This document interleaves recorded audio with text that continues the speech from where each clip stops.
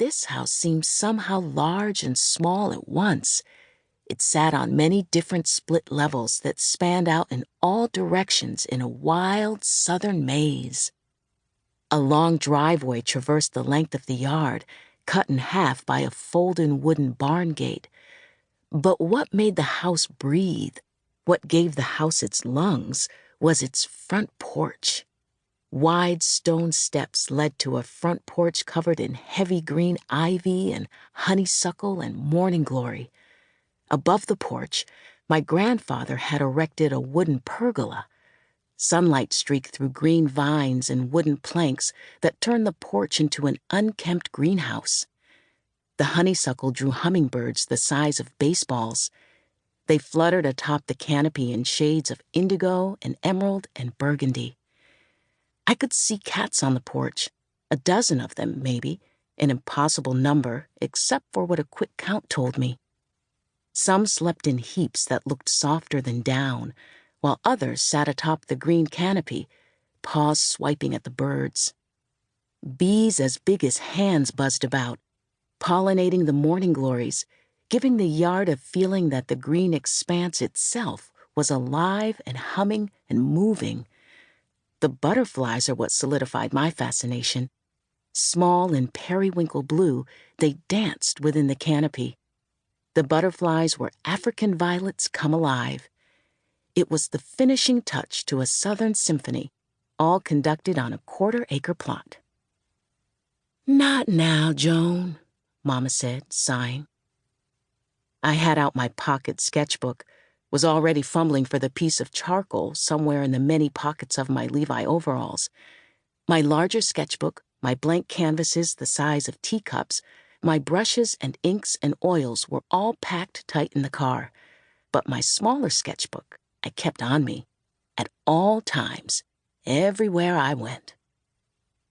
I wanted to capture the life of the front porch, imprinted in my notebook and in my memory, a quick landscape. Should have only taken a few minutes, but Mama was right. We were all dog-tired. Even Wolf, who had slept most of the journey.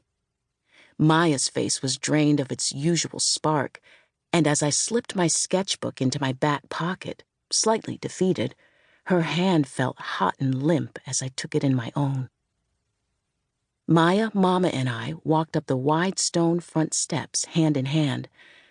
My memories of staying here felt vague and far away. I'd been only 3 years old, and it felt like a lifetime ago, but now I remembered sitting on the porch and pouring milk for the cats. I remembered Mama cautioning me not to spill, though I usually did anyway. Her laughter, too, the sound of it like the seashell chimes coming from inside the house while I played with the cats, echoed in my mind from years ago. And the door, I remembered that. It was a massive beast. A gilded lion's head with a gold hoop in its snout was mounted on a wood door painted corn yellow. I had to paint a picture of this door, even if I had to spend months, years finding the perfect hues. It was as magnificent as it was terrifying. By knocking, by opening the door, I knew we'd be letting out a whole host of ghosts. Mama raised her arm, grabbed the lion's hoop, and knocked 3 times.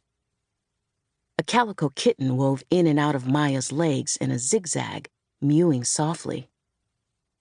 Maya let go of my hand in order to stroke the kitten's mane, cooed to her gently. We'd left Wolf in the car. Mama explained she'd have to be let in through the backyard, so she wouldn't be tempted to attack all the roaming wildlife in the front. She was in the passenger seat with the window down. She wouldn't jump out. She was too big for that. More mammoth than dog.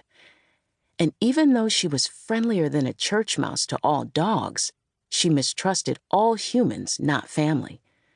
The curl of her lip and the baring of teeth were enough to send most grown men running to the other side of the street. As a baby, Maya called her Horse instead of Wolf. Wolf would carry her, Maya tugging at her ears like reins, and Wolf never minding. Maya's chubby toddler legs all akimbo in Wolf's thick mane. Wolf grew to